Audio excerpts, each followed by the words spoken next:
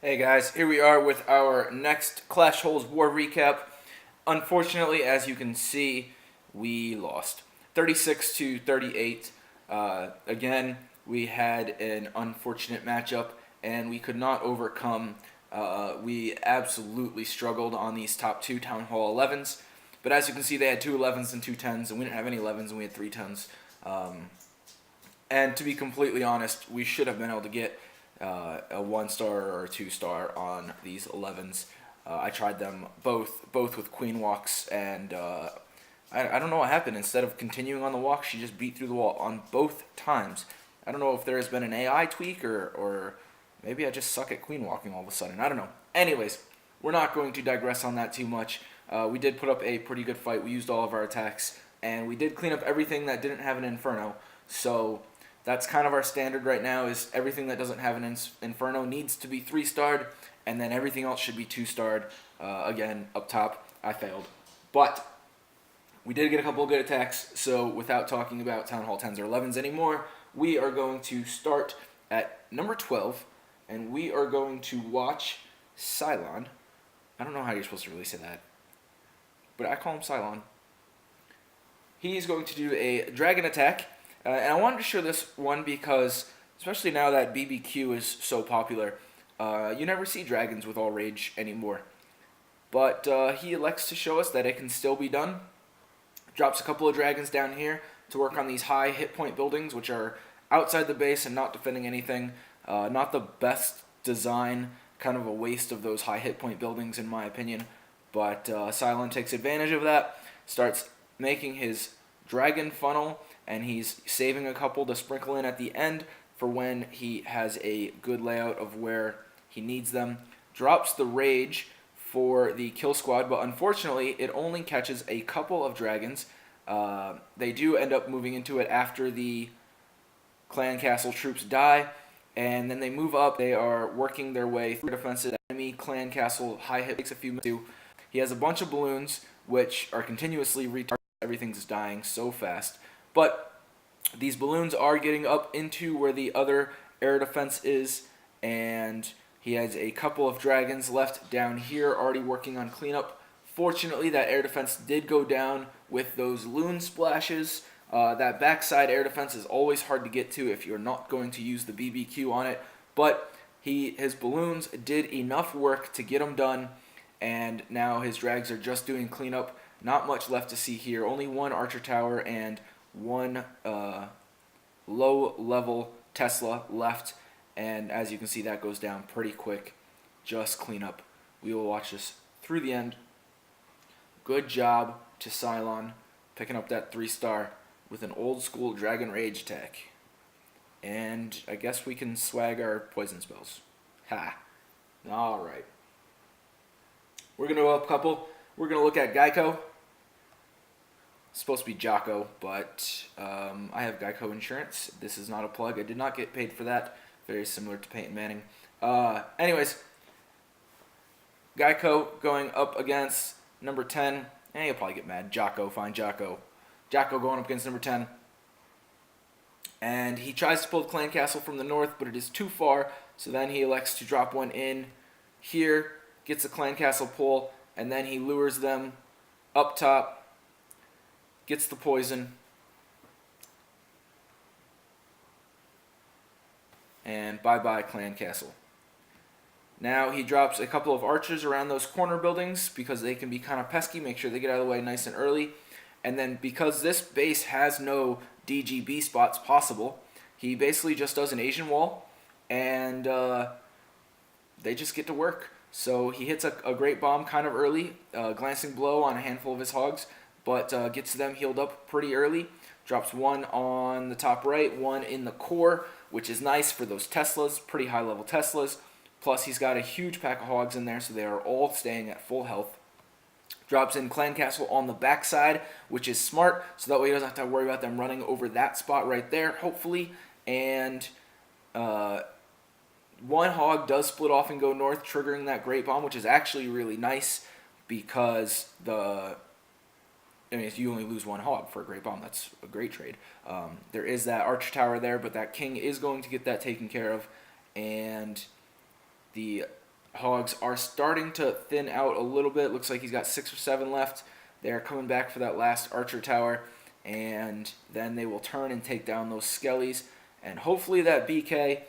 And he's already got wizards around the opposite side of where his hogs are, which is nice, which means the cleanup will be good. Gets a nice little split on those hogs, gets to the town hall, and then just a little bit more cleanup from there.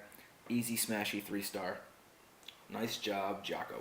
All right, we're going to slide up one spot to the number 9, and we're going to watch Sean do a Town Hall 8 Go-Ho.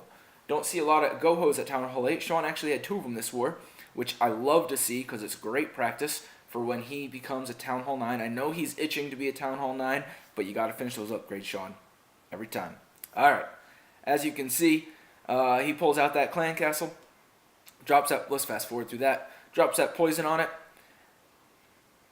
and then I think he comes in from the bottom. Now, he drops in those 2 wall breakers, which do make it all the way through without test, so that's a little risky, but he gets it done. But he doesn't have any way to get through this second level, so his troops end up beating through. On a base like this, like a double ring base, sometimes it's worth the investment to use the earthquakes to get all the way through, so that way your golems and your valks don't slow down. Fortunately, he's got enough tanking here and enough DPS to get through that corner, which he's about to. Meanwhile, the valks are over there smashing down on that defensive king. He's already got his hogs coming in from the north. They all meet up in the core, which is nice because 1, you can overlap your heal spells, which he's doing right here, and 2, your hogs get tanking from those golems and those valkyries and that king. So he smashed his whole base really quick, and he barely lost any hogs. The hogs that he did lose, he lost to spring traps for the most part because heal spells were on point and tanking in the core really helped out. As you can see, he still has a full strength golem right here, 2 of them actually, which leads me to believe that he could have done this same attack just as efficiently with only 1 golem. So when you're planning out your kill squads, Town Hall 8 is the perfect time to learn this. When you're planning out your kill squads, you want to have as few golems as possible, as few troops in general as possible, Valks included, to get the job done. So obviously a little bit of trial and error goes into this, some practice, but in this case you can see 2 full golems, not even split to golemites, absolutely worthless at this point in the raid. Probably could have done it with 1 golem. Other than that, absolutely beautiful attack. Let's fast forward this cleanup.